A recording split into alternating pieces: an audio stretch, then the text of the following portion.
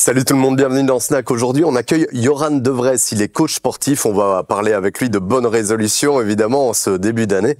N'hésitez pas à nous suivre, à vous abonner à notre chaîne, ça nous aidera bien, et à liker cette vidéo si elle vous a plu. On commence direct avec Yoran.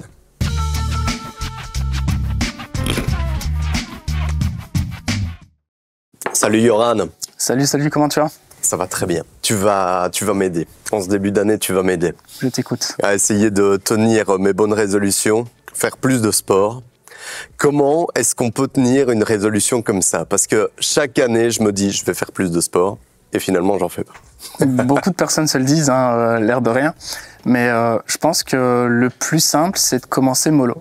Le problème, c'est que beaucoup de gens veulent commencer en faisant beaucoup d'un coup. Se dire, je vais y aller 1, 2, 3, 4, 5 fois, commencer un plan, un régime, tout faire d'un coup. Et finalement, craque parce que c'est trop compliqué, qu'ils mettent de côté leur vie sociale ou autre. Je pense qu'il faut trouver un petit peu ce juste milieu. Commencer peut-être 2 à 3 fois par semaine le sport et peut-être commencer à avoir un régime où on va, je dirais, enlever déjà ce qui peut potentiellement leur causer du tort. Donc les sucreries, les boissons trop sucrées et pouvoir remplacer ça par des soda light, par exemple, ou par des assiettes un petit peu plus équilibrées, sans pour autant commencer à compter, à regarder à tout ça, pour par la suite y venir petit à petit. D'accord. Donc commencer soft, c'est ça. C'est ce que tu conseilles à tes clients. Alors, t'en as beaucoup en ce début d'année? J'en ai toujours énormément. J'ai énormément de demandes, forcément. Hein, c'est les bonnes résolutions, donc tout le monde veut se reprendre en main. Donc oui, j'ai énormément de demandes en ce début d'année. Sur 10 clients, combien s'y tiennent? Plus ou moins. Alors moi, je fonctionne par format de trimestriel, donc par 3 mois. Et je crois que sur 3 mois, tout le monde s'y tient, mais le nombre de renouvellements, il doit être du 6 sur 10. 6 sur 10 quand même? Ouais, quand même. Donc tu les dégoûtes pas? Non. Le but est justement de faire en sorte qu'ils adhèrent à ça pour le restant de leur jour. Donc le restant de leur vie, qu'ils puissent mettre l'alimentation saine, équilibrée et le sport dans leur quotidien. C'est ça, on va parler de nutrition juste après, mais on va parler d'abord de sport. Oui, bien sûr. Quel sport est-ce que tu conseilles pour s'y remettre? Celui qui fait plaisir. Celui qu'on apprécie faire. Rentrer dans une salle de sport, c'est pas une obligation. C'est conseillé en pratique supplémentaire d'un sport pour se renforcer ou autre. Mais le plus important, c'est de faire quelque chose qui nous plaît. Toi, tu donnes des programmes surtout faits pour les salles, finalement. Oui, c'est ça. Moi, c'est un peu plus mon but. J'ai également été préparateur d'une équipe nationale de volley dans la ville dans laquelle j'étais quand j'étais plus jeune. Mais principalement, ouais, c'est en salle de sport. Quel type d'exercice est-ce que tu conseilles de faire en premier lieu? Pour une personne qui débute son activité, donc sa remise en forme, je mettrai un petit peu plus un accent sur les exercices polyarticulaires. Donc polyarticulaire, c'est-à-dire que ça agence plusieurs articulations sur un mouvement. Un développé couché, du tirage bûcheron ou de la presse, ou tous des exercices ainsi, pour mobiliser un maximum d'articulations et un maximum de groupes musculaires. C'est ça, pour essayer d'uniformiser l'exercice alors. Combien est-ce que tu demandes à tes clients de faire de jours de sport par semaine? Alors, je n'oblige jamais un client à faire autant de jours de sport que je le voudrais. Il faut que ça puisse rentrer, comme je l'ai dit précédemment, dans un quotidien. Donc, faut que la personne puisse faire son activité physique et que ça rentre dans son mode de vie. Je ne demanderai jamais à une personne de faire autant de séances de sport que je le souhaite si c'est impossible pour elle de le faire. Parce que forcément, il va y avoir ce qu'on appelle un problème au niveau de l'adhérence du client dans sa programmation et ça va pas matcher. Justement, ça va finir par le dégoûter de se dire je dois faire autant de sport pour avoir des résultats, alors que non, pas forcément. C'est ça, ok. Une remise en forme, ça peut être une fois semaine alors? Ou c'est un peu court? C'est un peu court. Je mettrais sur un minimum quand même de 2 à 3 fois semaine et ça peut aller jusqu'à 6 fois, 7 fois pour les plus courageux. D'accord, mais en termes de remise en forme, les premiers qui arrivent, tu leur donnes pas 6 fois semaine, si? Si, ça peut totalement se faire. Ça va dépendre de leur récupération, de ce qu'ils sont capables de faire, de ce qu'ils ont également envie de faire. J'essaye toujours de faire le juste milieu entre excitation de vouloir reprendre un objectif de remise en forme et ce qui est véritablement possible dans leur quotidien. Ils me disent oui, je peux faire du sport 6 fois semaine, mais qu'en réalité, je me rends compte que avec le quotidien qu'ils vivent, donc que ce soit leur travail, que ce soit leur ménage, que ce soit les enfants également, ils n'ont la possibilité de le faire que 4 fois. Le programme est ajustable pour rendre ça le plus simple possible pour eux. Tes clients, ils vont je suppose, ils sont de tous les âges. Oui, t'en as des très jeunes, des très vieux. J'ai mon plus jeune client, je crois qu'il doit avoir 21 ans. Et la personne que je coach, qui est la plus âgée, doit avoir quelque chose comme 59, 60 ans. Est-ce que tu conseilles de ne pas se faire suivre au départ, si on n'est pas habitué aux salles de sport? Non, il faut obligatoirement se faire suivre. C'est à peu près comme dans tous les sports, hein. Il y a toujours un entraîneur, peu importe le sport. Quand vous faites du foot, vous avez un entraîneur au foot, du volley, c'est pareil, du hockey, c'est pareil, du tennis de table. Enfin, dans n'importe quelle discipline, quand vous commencez quelque chose, vous avez une personne professionnelle qui vous suit. Et c'est absolument pareil pour tout le monde. Ça ne te viendrait pas à l'idée de te soigner toi-même. Tu vas voir un médecin. Tu vois, quand tu es blessé, tu vas voir un kiné. C'est exactement pareil pour le sport. Quand tu commences le sport, tu vas voir un coach. Qu'est-ce que ça amène en plus? Ça amène des connaissances, hein, bien évidemment, parce que tout le monde n'est pas connaisseur des sports, de ce qu'on appelle de la biomécanique de mouvement également, donc comment le corps fonctionne dans l'espace, de ce qui est possible de faire en fonction de sa morphologie, donc qu'elle soit osseuse, qu'elle soit musculaire. Et donc forcément, ça évite tous les risques de blessures, ça permet de pratiquer en sûreté et de pouvoir faire exactement ce qu'il faut réellement faire pour avoir des progrès. Alors c'est intéressant parce que toi, tu personnalises évidemment tes programmes. Si je vais sur un tuto YouTube en disant je pèse 70 kilos, je mesure 1m80, est-ce que ça va me sortir des bons programmes? Non. Pourquoi? Non, parce que malheureusement, le nombre d'informations qui va être demandé par ce genre de tutoriel n'est pas assez poussé que pour pouvoir donner un programme réellement adapté à la personne qui va le demander. C'est des programmes en fait tout faits dans une base de données qui vont simplement être distribués à la personne en fonction de moyennes. Moyenne de poids, moyenne d'âge, moyenne je sais pas si le programmeur qui a mis cela en place a décidé que pour toutes les personnes qui veulent se remettre en forme 3 fois par semaine, ce sera tel programme. Vous allez tous avoir la même chose, en fait, tout simplement.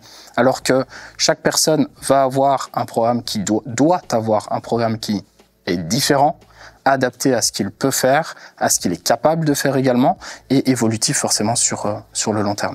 Il doit s'adapter à quoi, par exemple, le programme? Parce qu'on se dit le poids, la taille, peut-être d'autres choses. Oui, en fait, il y a énormément d'informations, ne serait-ce que pour le programme sportif. Il faut regarder forcément la taille de la personne et quelque chose dans lequel moi je me spécialise, c'est ce qu'on appelle la morpho-anatomie. Donc la morpho-anatomie, c'est comment la personne est conçue. Donc que ce soit par exemple s'il a des clavicules longues, une cage thoracique épaisse, des bras longs, des bras courts, des avant-bras qui sont peut-être longs, si on appelle ça une personne qui est longiligne ou briviligne, donc ça va être par rapport au niveau segmentaire, à la taille des segments, et tout ça va avoir une incidence énorme sur les recrutements musculaires et sur les positionnements que la personne devrait adopter pour pratiquer son sport en toute sûreté et en ayant bien évidemment l'évolution la plus rapide possible. Si je veux perdre 10 kilos, combien de temps est-ce que ça va me prendre et en combien de séances? Alors, ça va dépendre de tout à chacun. Perdre 10 kilos en faisant uniquement du sport, ça va prendre énormément de temps parce qu'il va falloir augmenter, si la personne ne calcule pas ce qu'elle mange, il va falloir énormément augmenter son activité physique pour implémenter ce qu'on appelle un déficit calorique. Dans le cadre où une personne suivrait un plan alimentaire, ça va dépendre d'à peu près tout le monde. Ça peut prendre 3 mois comme 6 mois, par exemple. Il y en a beaucoup qui viennent avec cette demande de perdre des kilos. C'est la majorité qui veulent perdre des kilos. La majorité, ouais, exact. Et t'en as d'autres qui veulent simplement se remettre en forme, je suppose. Oui, j'en ai d'autres qui veulent prendre de la masse musculaire parce qu'ils se trouvent trop maigres ou qu'ils ont des objectifs à prétention relativement élevés, ce qui est très très bien. Mais j'ai à peu près tout. J'ai à peu près tout. Ok, donc des profils qui veulent perdre du poids, se remettre en forme, prendre de la masse. T'en as d'autres, des profils? Des profils pathologiques, donc des personnes qui ont eu des troubles du comportement alimentaire, des personnes qui ont des pathologies physiques aussi, donc des handicaps. J'entends par là, j'ai coaché une personne qui avait une main en moins, par exemple, ou une personne qui avait une hanche artificielle. Donc, tous des types de personnes ainsi. Ça dépend. Alors la salle n'est pas incompatible avec un autre sport? Pas du tout. Tu conseilles même? Elle est même conseillée, ouais. C'est ça, elle est conseillée. Ok. L'autre sport, ça peut être quoi? La Absolument nage, le vélo, tout. Nage, vélo, boxe, volley. En fait, il faut savoir que dans chacune des disciplines, on va avoir des groupes musculaires qui vont être fortement sollicités. Et le fait de faire de la salle de sport sur le côté est pour combler le déficit qui va être mis en place. Bon, par exemple, on dit souvent, les footballeurs, ça se claque souvent les ischios. Pourquoi? Parce qu'ils vont toujours être en flexion-extension avec le genou, toujours être en appui dessus. Et donc, ils vont avoir un recrutement très très important de leur quadriceps, donc l'avant de la cuisse. Et pour travailler en salle de sport, il faut travailler sur l'équilibre donc du quadriceps et de l'ischio, ce qu'on appelle de l'agoniste et de l'antagoniste, pour pouvoir rééquilibrer et diminuer les risques de blessure. Ok, d'accord. Donc ça dépend un peu du sport aussi, le programme que tu vas faire, du sport secondaire alors, exactement. Ou principal. Ou principal. Voilà. Alors, en parallèle de tout ça, le sport, il y a la nutrition. Tu me disais, si je veux perdre 10 kilos, il suffit pas que du sport, il faut aussi réadapter sa façon de manger. Ouais. Est-ce que tu t'adaptes aussi là, ou si je te dis j'aime quand même bien le vendredi soir sortir avec mes potes et boire quelques bières, etc. Tu vas t'adapter à tout ça? Tout est adaptable, mais il faut qu'il y ait... moi, j'appelle ça un petit peu un jeu d'équipe. Je vais faire des concessions dans ce que je vais mettre en place pour toi, mais il faut que tu fasses des concessions dans ce que tu fais dans ton quotidien. Si tu es venu me trouver, c'est que ton quotidien n'est pas celui auquel tu aspires. Parce que ton corps ne te plaît plus et forcément tu as eu le corps que tu as eu parce que tu as fait des choix sur ton quotidien, tu as fait des choix sur ta vie. Et du coup, il va falloir que tu te remettes en question vis-à-vis de ça et que tu dises ok, je claquais 10 bières le vendredi, peut-être que je vais en claquer que 2. Pourquoi? Ça me permet d'avoir ma vie sociale, ça me permet d'être avec mes amis, mais d'un autre côté, ça me permet d'atteindre mes objectifs et d'avoir une vie forcément plus équilibrée et plus saine sur le plan nutritionnel. C'est ça. Et en parallèle, alors, il y a toute cette alimentation. Est-ce qu'il faut réellement manger des graines pour maigrir? Non, absolument pas. Il y a énormément d'idées reçues là-dessus. Je pense que la plus courante, c'est de stopper les glucides le soir. Donc, de ne pas manger de féculents le soir. C'est pour moi une aberration sans nom. Ça fait des années et des années que c'est déjà plus le cas.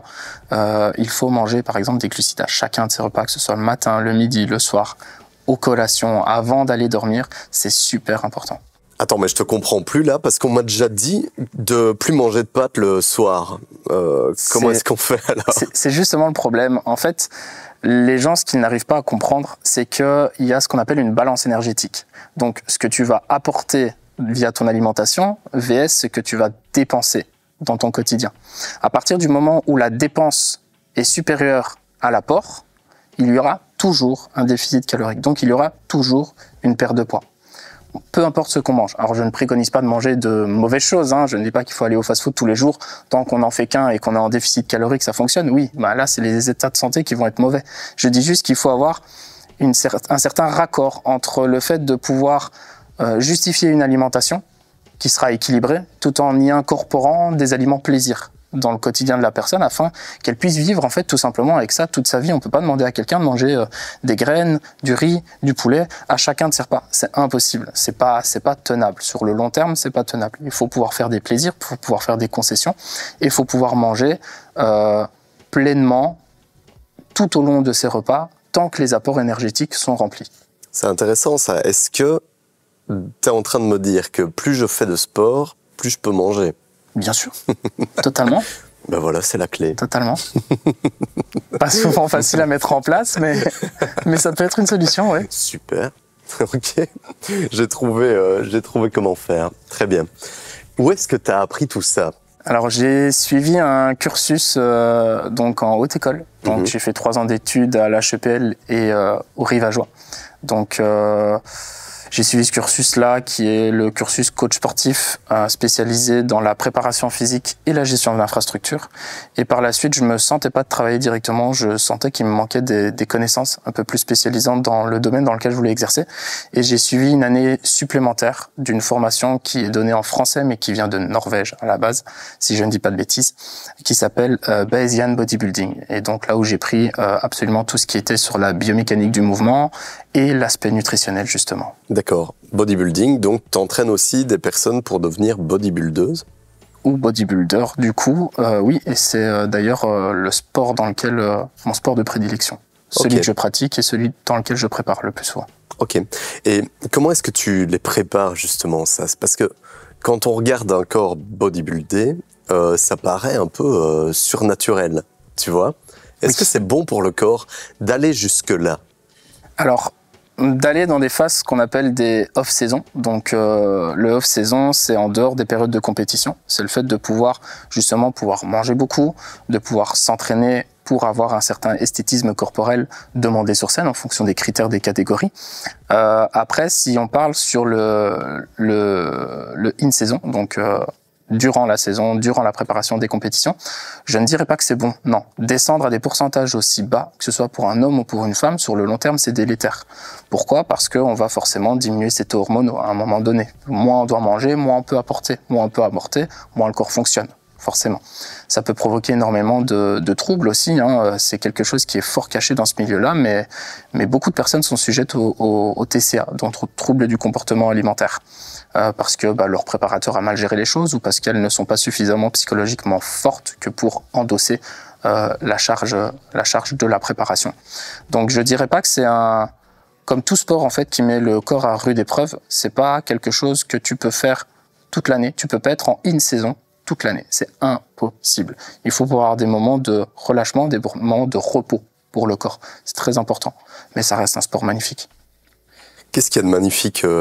Qu'est-ce que tu trouves magnifique dans ce sport? Le dépassement de soi, surtout. C'est moi, pour avoir fait une prépa, pour avoir préparé des gens, on en apprend énormément sur soi-même, sur sa résilience, sur sa capacité à pouvoir gérer des choses, à pouvoir se connaître. Tout simplement, tout durant le processus, il y a la faim qui va se faire ressentir, on va avoir des crampes, pas forcément aux muscles, mais des crampes, ce qu'on appelle des crampes nocturnes. On va se réveiller avec la faim, va falloir ne pas craquer, donc être suffisamment assidu et avoir une certaine, du coup, résilience par rapport à cela, tout en continuant à devoir travailler, s'entraîner et avoir un minimum de vie sociale autour de soi. Et je pense que c'est quelque chose qui oui, on apprend énormément sur notre façon d'être, sur notre capacité à pouvoir gérer énormément de choses. Et puis, j'ai toujours été passionné sur les physiques un peu plus musclés, un peu plus esthétiques, athlétiques, si je peux dire ça comme ça. Donc, pour moi, c'est toujours un réel plaisir, quoi. C'est intéressant, tu parles beaucoup de mental, et évidemment, il faut énormément de mental pour s'y tenir, pour éviter la procrastination, remettre à demain. Comment est-ce qu'on évite cette procrastination ? Je pense que tout vient de la différence entre justement la motivation et l'assiduité. Une personne qui est motivée à faire quelque chose, c'est une personne qui va se lancer dans quelque chose. Mais la motivation, on le sait, elle est fluctuelle. Un jour t'es motivé, un jour t'as pas envie, l'autre jour t'as super envie, puis tu vois que t'as pris 10 kilos, oh, tu vas avoir encore plus envie, puis tu vas voir que tu perds un peu, mais pas assez vite à ton goût, t'es moins motivé. Bon, ça, c'est la motivation. Elle est fluctuelle, dépendamment de ce qu'on fait. Il faut pouvoir se dire que la motivation permet de démarrer quelque chose, mais ce qui va nous permettre de la continuer, c'est l'assiduité, en fait, tout simplement. C'est le fait de pouvoir se tenir, de savoir qu'on fait quelque chose pour avoir tel objectif, qu'on ait envie, qu'on n'ait pas envie de le faire, il faut le faire. C'est comme ça. Est-ce qu'on peut se permettre certains jours où la motivation n'est pas au beau fixe de ne pas le faire finalement? Bien sûr, bien sûr. Je dis toujours à mes clients, je préfère que vous ratiez 2 à 3 séances, ou même 4 séances sur l'année, plutôt que vous disiez, que vous permettez de dire oui, mais je ferai ça demain, ou je le ferai pas tout court, et de tout simplement pas le faire. Et mes programmations d'entraînement sont faites de façon à ce que la personne puisse non pas suivre une programmation à la semaine, mais une programmation au format. Donc imaginons qu'ils ont 4 entraînements à faire par semaine. Tant qu'ils ne m'ont pas bouclé les 4 entraînements, ils ne repassent pas au numéro 1 de la programmation. Alors que si c'était programmé sur une semaine, si j'ai fait que 3 entraînements sur la semaine, tant pis. La semaine d'après, je repasse au numéro 1. Oui, mais il manquera toujours la 4e séance. Le corps ne fonctionne pas en termes de semaine. Le corps n'est pas basé en disant « Oh, on est dimanche. Lundi, la semaine, elle reprend. » Non, le corps, il vit simplement au jour le jour. Il faut pouvoir penser ainsi aussi. T'as combien de clients? J'aurais pu dire le nombre très exact, mais disons grosse louche 50. T'as certaines personnes que tu vois en physique et d'autres que tu vois en numérique, alors que tu suis en numérique. Oui. Explique-nous un peu ça. Donc en physique, on s'imagine bien, tu vas à la salle avec eux. C'est ça. En numérique, comment est-ce que ça se passe? C'est ce qu'on appelle du coaching online. En fait, je fonctionne avec une application. C'est pas forcément le cas de tous les coachs. Donc, il y a d'autres coachs qui fonctionnent avec des Google Drive, par exemple, où ils mettent leur programmation dessus. Le but, en fait, est que la personne vienne nous trouver sans avoir de barrière sur la frontière du pays, tout simplement. Donc, dans mon cas, j'ai des clients qui viennent de l'étranger. J'ai beaucoup de clients qui viennent de l'étranger. Et comment ça se passe?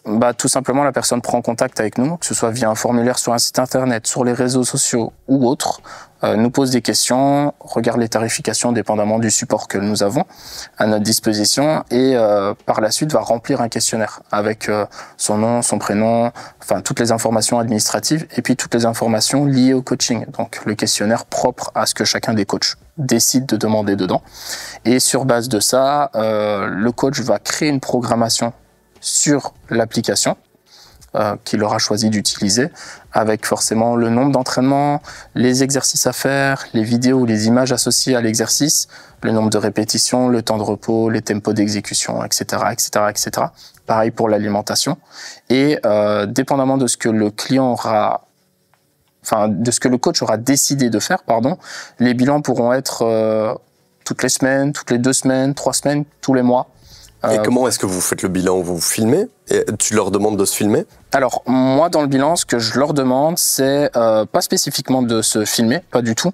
Ils vont devoir se filmer sur les exercices qu'ils vont faire en salle, m'envoyer pour que je puisse corriger et leur donner des conseils sur leur posture et forcément des outils pour l'améliorer.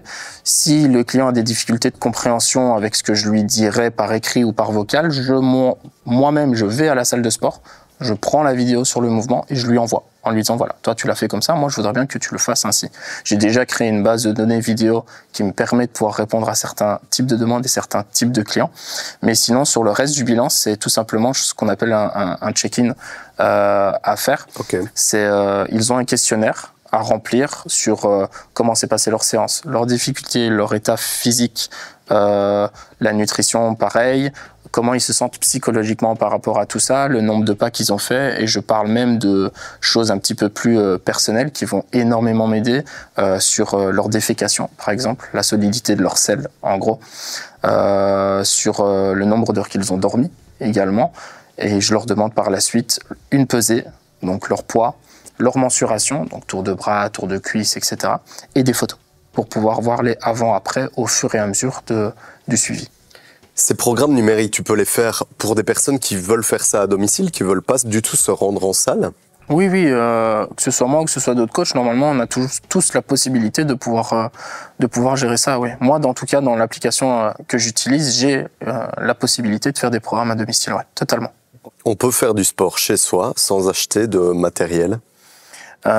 Oui, mais à un moment, on va se retrouver à un palier de stagnation.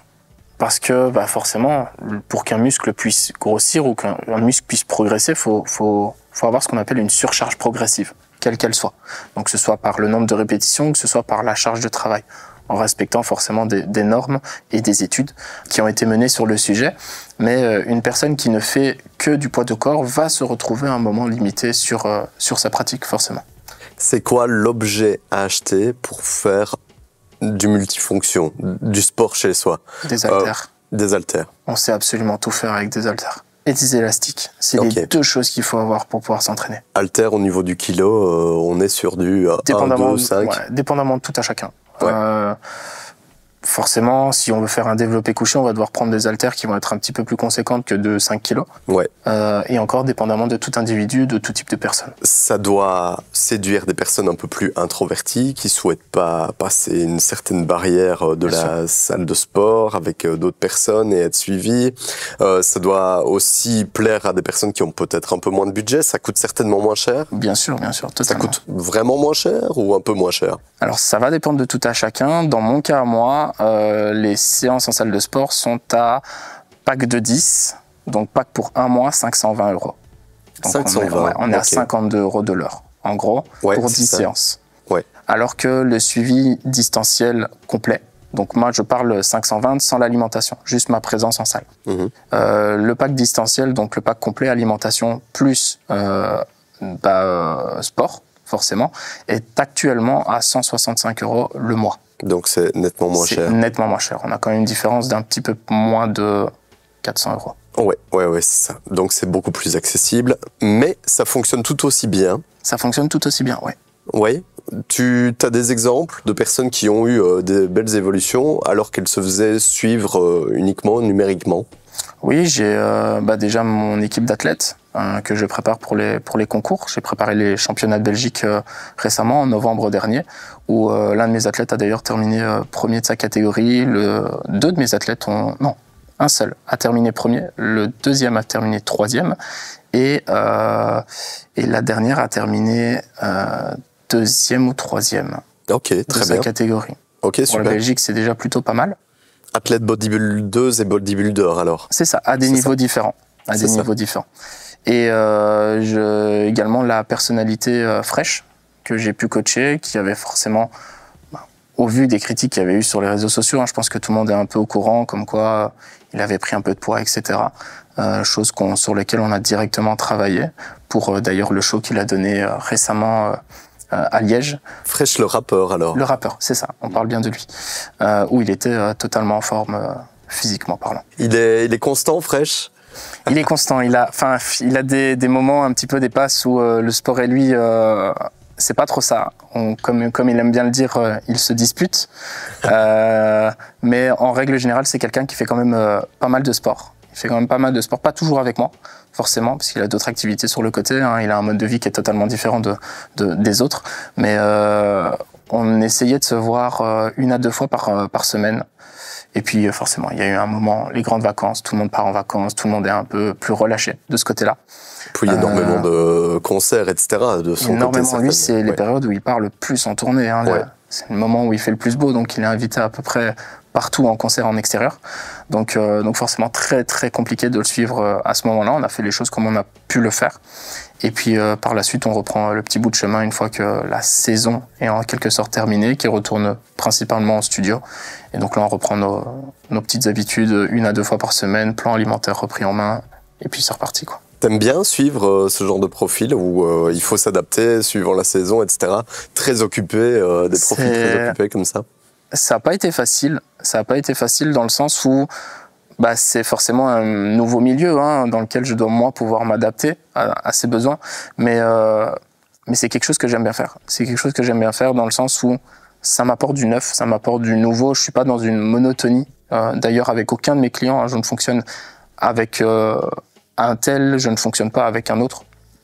J'ai toujours une différenciation, que ce soit de mon comportement, de ma façon de parler, de ma programmation, de la façon dont je fais les choses.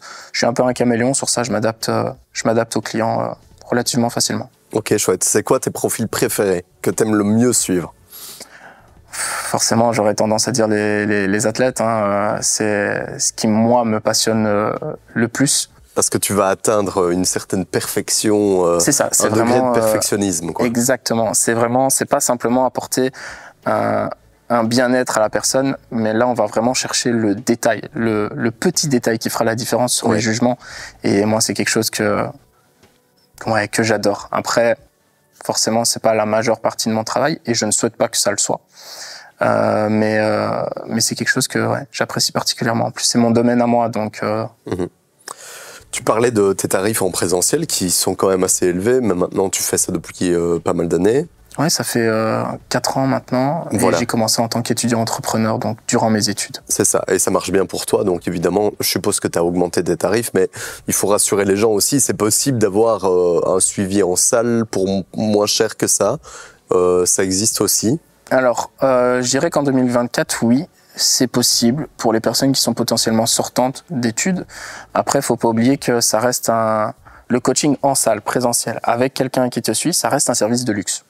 On peut pas le nier, on peut pas faire autrement. Hein. Tout le monde ne peut pas sortir 520 € tous les mois, non, forcément. Et d'où l'offre du coaching distanciel qui est beaucoup plus abordable pour tout à chacun. Mais je me dis en comparaison à ce que les gens dépensent tous les mois pour de l'alcool, des sorties, des paquets de cigarettes, toutes choses dont ils pourraient et dont ils devraient pouvoir se passer, surtout la cigarette, qui n'apporte absolument rien finalement de positif. Je pense que c'est pas si cher. Honnêtement, je suis pas dans les prix les plus élevés, pas du tout même. Je suppose qu'il y a pas mal de coachs quand même qui font n'importe quoi. Oui. À quoi est-ce qu'on les reconnaît, tu vois, c'est suivant le programme, etc., où on constate que c'est pas génial ce qu'ils nous ont fait là? C'est assez compliqué. Honnêtement, c'est assez compliqué parce que maintenant, on a la possibilité de faire énormément de choses et de cacher un petit peu ses preuves hein, d'un bon ou d'un mauvais travail. Dans un premier temps, je dirais les résultats clients. C'est ce qui prouve que la personne a atteint ou non son objectif. Et également, n'est pas hésiter à demander à plusieurs personnes qui se sont fait coacher par ce coach en question si son coaching est correct, s'il fait les choses correctement, si c'est modulable, si les résultats suivent. Les tarifications aussi, ça joue énormément. Une personne qui demande des tarifications relativement basses, potentiellement, serait une personne qui sera moins compétente. Pourquoi ? Parce qu'elle va pas mettre autant d'énergie ou autant d'heures de travail pour une si petite somme d'argent qu'une personne qui pourrait potentiellement faire avec des tarifs plus hauts. Après, il faut encore, c'est à prendre avec des pincettes parce qu'il y a des personnes qui vont faire exactement la même chose qu'une personne qui va pas fournir beaucoup de travail, mais demander des tarifs super élevés pour en avoir un bénéfice encore plus important. Donc, c'est assez compliqué. C'est assez compliqué. Est-ce que les plus connus sont les meilleurs ? Je connais énormément de coachs qui sont très connus sur les réseaux sociaux, mais que personnellement, j'appellerais pas coach. Ouais. J'appellerais pas coach parce que ce qu'ils font, c'est bien souvent du copier-coller. Donc, ce qui est utilisé pour madame 50 kilos va être redonné pour madame 80 kilos, alors que l'objectif est potentiellement différent. Les exercices doivent être différents aussi. Hein. Comme j'ai expliqué, on a tous une morpho-anatomie qui est propre à nous-mêmes et pas propre aux voisins. Et malheureusement, les personnes qui sont très connues ont souvent un marketing de tonnerre qui fonctionne très très bien. Ils savent très bien vendre leurs produits, mais sur le métier en lui-même sont, pour certains tout du moins, très peu compétents. Si tu donnes le même programme à Madame 50 et Madame 80 kilos, est-ce qu'il peut y avoir des problèmes ? Je ne vais pas donner un exemple comme ça parce que ça va rentrer un peu trop dans la théorie ou dans la pratique de la chose de façon biomécanique et je pense qu'on perdrait pas mal d'auditeurs sur cela. Mais ça peut avoir des impacts sur la santé. Ça va avoir. Ah ouais, okay. C'est sûr et certain que sur le moyen long terme, une programmation qui est adaptée à un individu A et qui n'est du coup pas adaptée à l'individu B va finir par blesser ou poser des problèmes à l'individu B. C'est sûr et certain. Donc tu conseilles peut-être à certaines personnes du même coach de comparer les programmes et de voir si oui. les programmes sont les mêmes. S'il y a potentiellement des ressemblances. Ouais. Et si il y a parce que les exercices, on en connaît plein, forcément. Il peut y avoir un développé couché qui est donné à 2 individus, mais qui n'est pas fait de la même façon. Par exemple, je vais prendre, là, je vais rentrer un peu plus dans le détail, mais sur ce qu'on appelle une amplitude de mouvement. Donc, une amplitude de mouvement, c'est tout l'axe sur lequel le mouvement va être fait. Donc, sur cet axe-là, une personne va peut-être avoir, et là, ça va rentrer dans le détail, mais des pectoraux courts ou des pectoraux longs. Une personne qui a des pectoraux longs va pouvoir avoir un étirement peut-être un petit peu plus important, alors que sur des pectoraux courts, on va devoir s'arrêter peut-être à la parallèle d'épaule. Et c'est tous des ajustements qu'il faut, sur un même exercice, la pratique sera complètement différente entre un ou l'autre individu, dépendamment, encore une fois, de sa structure osseuse et musculaire.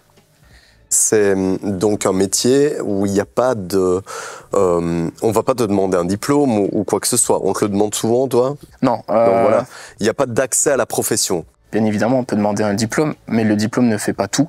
Je connais des gens qui n'ont pas de diplôme et qui sont extrêmement incompétents, comme je connais des personnes qui malheureusement ont un diplôme, mais qui sont incompétents au possible, parce qu'ils n'ont pas suivi de formation complémentaire, ils n'ont pas décidé de se former en plus, ou de se spécialiser dans quoi que ce soit. Et du coup, c'est très très compliqué. C'est très compliqué de savoir à qui faire confiance, qui ne pas faire confiance. C'est une histoire que j'aime bien raconter. L'année dernière, j'ai eu une connaissance qui est menuisier, donc un métier totalement autre que le mien, qui m'a envoyé un message pour me demander par quoi j'étais passé pour faire coach sportif, parce qu'il voudrait lancer son activité en plus de la menuiserie, et qu'il voulait savoir par quoi passer, donc la Banque Centrale des Assurances, enfin des indépendants, pardon, etc., etc. Et quand je lui ai posé la question, ouais, mais t'as fait quoi pour être coach sportif? Ouais, ça fait 5 ans que je fais de la salle. Et c'est bon.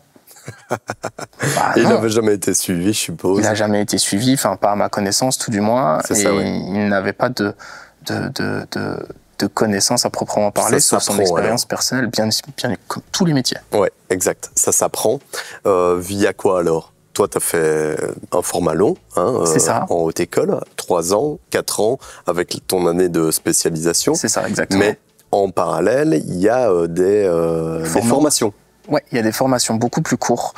D'ailleurs, j'ai racheté des parts d'une société qui s'appelle la Fitness Education, basée ici en Belgique, à Bruxelles, et du coup en janvier à Liège, où nous formons les futurs coachs sportifs, donc qui vont pouvoir accompagner les futurs clients dans le meilleur des cadres possibles. Et là, ce sont des formats courts. Nous avons 2 principaux axes qui s'appellent les EREPS 3 et les EREPS 4, à savoir que EREPS, c'est une association qui répertorie tous les coachs qui sont forcément fédérés en Europe complète. Donc c'est reconnu partout en Europe. À partir du moment où on travaille, où on a son diplôme plutôt, d'EREPS 3 ou 4, peu importe le pays dans lequel on travaille ici en Europe, on est considéré comme coach sportif. Et du coup, ce centre de formation permet en 3 mois et demi, 4 mois, de pouvoir être coach sportif, d'avoir les bases pour pouvoir coacher de la meilleure des manières. Et forcément, comme on le précise à tous les élèves qui sont avec nous, il faut pouvoir forcément continuer à se former. Le métier veut, peu importe le métier d'ailleurs, normalement, il doit y avoir une formation continue, peu importe ce qu'on fait. Qu'est-ce qui te plaît dans ce taf? La diversité. Énormément. Je ne traite jamais avec les mêmes personnes, les mêmes profils. C'est toujours quelque chose de différent. Je suis quelqu'un qui est passionné aussi d'anatomie et de biomécanique. Donc, je l'étais pas quand j'étais plus jeune. Je trouvais ça barbant. Et petit à petit, savoir comment un corps fonctionne, ce qu'un corps peut faire, et pouvoir adapter sur le moindre petit détail, en fait, ce qu'on peut apporter à une personne en ne changeant ne serait-ce qu'une position de coude ou quoi. Je trouve que c'est assez excitant comme travail, et la reconnaissance qu'on en a derrière d'avoir pu changer le mode de vie d'une personne, d'avoir pu l'accompagner dans des objectifs qu'elle n'était pas capable de faire seule, la reconnaissance et le remerciement qu'on a, ça en fait pour moi le plus beau métier du monde. Est-ce que si je demande à l'intelligence artificielle de me composer un programme suivant mes mensurations, est-ce que il va me créer quelque chose de viable? Il va créer quelque chose de faisable, mais viable sur le long terme, non. Pourquoi? Parce qu'encore une fois, l'intelligence artificielle n'a pas la possibilité de voir à quoi ressemble la structure osseuse et musculaire de la personne. Et donc forcément, elle va créer un programme totalement lambda dans le cadre de l'objectif de la personne. Donc prise de masse musculaire, perte de poids, remise en forme, peu importe sur le nombre de fois où on l'aura demandé. Mais c'est pas pour autant que ça va être personnalisé. Ok, ça pas personnalisé. Ouais, en fait, il n'y aura pas de personnalisation, c'est simplement ça. T'as déjà essayé, toi? On m'a déjà dit que les intelligences artificielles pouvaient générer des programmes. J'ai testé par curiosité pour voir la véracité de la chose. Assez déçu. Déçu? Ouais, assez déçu. Sur quel point? Sur Justement, sur le point de la personnalisation d'un suivi, je pense que quand on propose un service dit personnalisé, avec un montant qui est relativement conséquent pour tout à chacun, on doit amener la qualité. Enfin, moi, en tout cas, c'est ma façon si j'ai été éduqué ainsi, c'est ma façon de voir la chose. On doit amener la qualité qui ressort du montant qu'on demande. Et malheureusement, les gens à l'heure actuelle, c'est profit, au détriment des personnes. Donc c'est moins je fais, plus j'encaisse, et mieux c'est. Et malheureusement, c'est une pratique qui commence à avoir un petit essor et qui, j'espère, s'estompera relativement rapidement. Qu'est-ce que tu dirais à une personne pas du tout motivée, mais où tu te dirais, voilà, elle se sentira mieux, etc. Qu'est-ce que tu leur dirais à ces personnes qui sont pas du tout motivées de reprendre un sport? Je le jouerais plus directement sur une répercussion un peu plus frontale, dans le sens où faire du sport ou faire attention à son alimentation, c'est déjà ne serait-ce que diminuer les risques de maladies cardiovasculaires, donc de 50%. C'est juste énorme. Quand on sait que maintenant les taux de décès sont grandissants un peu partout dans le monde, et que les personnes qui font des activités physiques sont justement de moins en moins un peu partout dans le monde, le fait de faire du sport permet d'avoir une plus grande longévité, éviter tout ce qui va être maladie, avoir une meilleure également estime de soi, et donc forcément des possibilités qui vont s'offrir à nous sur le plan privé et professionnel dû à l'acquisition de confiance en soi. Je pense que c'est quelque chose d'extrêmement important. Le sport devrait faire partie. Alors je ne dis pas que tout le monde devrait s'entraîner 5 fois semaine, c'est pas ce que je suis en train de dire. Mais tout le monde devrait pratiquer une activité sportive toutes les semaines. Absolument, toutes les semaines, c'est super important. Ne serait-ce que pour sa santé. Toutes les semaines, combien d'heures? La moyenne demande 30 minutes par jour d'activité physique pour avoir un taux de santé, je vais pas dire optimal, mais correct. Donc moi je préconiserais plus ou moins 3h30 par semaine, c'est déjà pas mal. Ce qui ferait une séance de 1h, 1h15 tous les 3 jours. 3 fois par semaine, pardon. Et les personnes qui n'ont pas de temps à consacrer à un certain sport, il y en a, hein? Des personnes qui travaillent énormément et qui, quand elles rentrent, doivent s'occuper des gosses, etc. Comment est-ce qu'elles font? 7 jours sur 7, j'ai du mal à me dire qu'une personne n'a pas la capacité de faire une activité physique. Je ne parle pas d'un sport, je parle d'une activité physique au minimum 3 fois par semaine. Ne serait-ce qu'aller marcher, c'est une activité physique. Aller faire, je sais pas, une marche adepte le dimanche, ça reste une activité physique. Le fait de bouger reste une activité physique. Il y a des personnes qui restent derrière un bureau de 8h à 16h, qui à 16h30 vont chercher les enfants, qui de 16h30 jusqu'à X heures, 19h, s'occupent des enfants, ensuite les laissent faire leur activité pour les mettre par la suite au lit, et pendant ce temps-là, se mettent devant Netflix et ne font rien. Ils peuvent très bien faire du sport à domicile, un tapis, un hit sur YouTube ou une programmation à domicile pris par un coach sportif qui peut faire également des programmations à domicile, ça existe, c'est toujours envisageable. Personne ne demande de faire 1h, 1h30 par jour. On peut très bien faire 30 minutes de sport, c'est totalement correct aussi. Alors c'est intéressant, la marche, donc, c'est considéré comme une activité physique. Bien sûr. Mais si tu fais 30 minutes de marche par jour, comme c'est préconisé, est-ce que c'est assez? 30 minutes de marche? Non, il faut quand même des 30 minutes qui vont un peu plus loin pour aller chercher un peu de cardio ou... Ça va dépendre de l'objectif de la personne. Ok. Si l'aspect est juste santé ou diminution des maladies, 30 minutes de marche, c'est suffisant. Si après la personne me dit, oui, mais j'ai envie de prendre un petit peu de muscle, un petit peu de masse musculaire. Oui, forcément, la marche, ce sera pas suffisant. Il faudra complémenter ça avec du renforcement musculaire. C'est indéniable. Mais dans l'optique d'une personne qui veut, par exemple, perdre du poids, avec une alimentation équilibrée, une personne qui était sédentaire au départ, ne serait-ce que déjà marcher 30 minutes par jour, ça rapporte. Donc, comme je le disais, la balance énergétique, ça augmente son activité.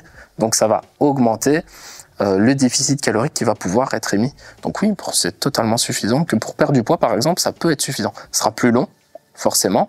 L'aspect esthétique sera peut-être moins bien parce qu'on ne crée pas de tissu musculaire, on ne fait que perdre du tissu adipeux.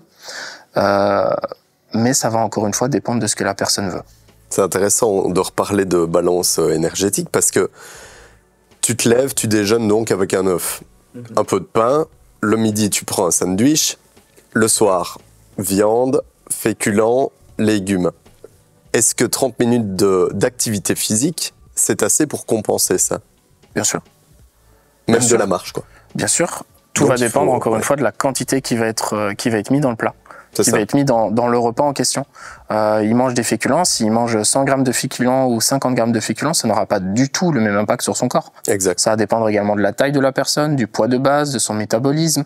Donc ce qu'on appelle un métabolisme, c'est métabolisme de base, c'est comment le corps va fonctionner, ce qu'il va utiliser comme dépense énergétique pour pouvoir fonctionner de façon basique, banale. Donc les organes, le cœur, circulation, enfin, simplement le fait de vivre.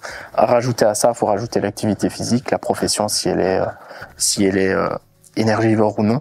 Donc forcément, une personne qui fait de la maçonnerie aura d'office un métier qui sera plus éprouvant et du coup brûlera beaucoup plus de calories qu'une personne qui est derrière son bureau dans un secrétariat, par exemple. Et donc tout ça, c'est des valeurs à prendre en compte pour définir les besoins énergétiques d'une personne. Yoran, où est-ce qu'on peut te retrouver? Sur Instagram, au nom de Yoran Coaching, et sur Facebook également, ou encore une fois sur mon adresse email, donc yorancoaching@gmail.com. Merci beaucoup Yoran d'avoir été avec nous. Avec grand plaisir. C'était super bien, tu m'as un peu motivé à tenir mes bonnes résolutions, j'espère qu'il vous a motivé aussi. N'hésitez pas à liker cette vidéo, à vous abonner à notre chaîne, ça nous aidera bien. Et on se retrouve dimanche prochain pour une nouvelle émission. Ciao.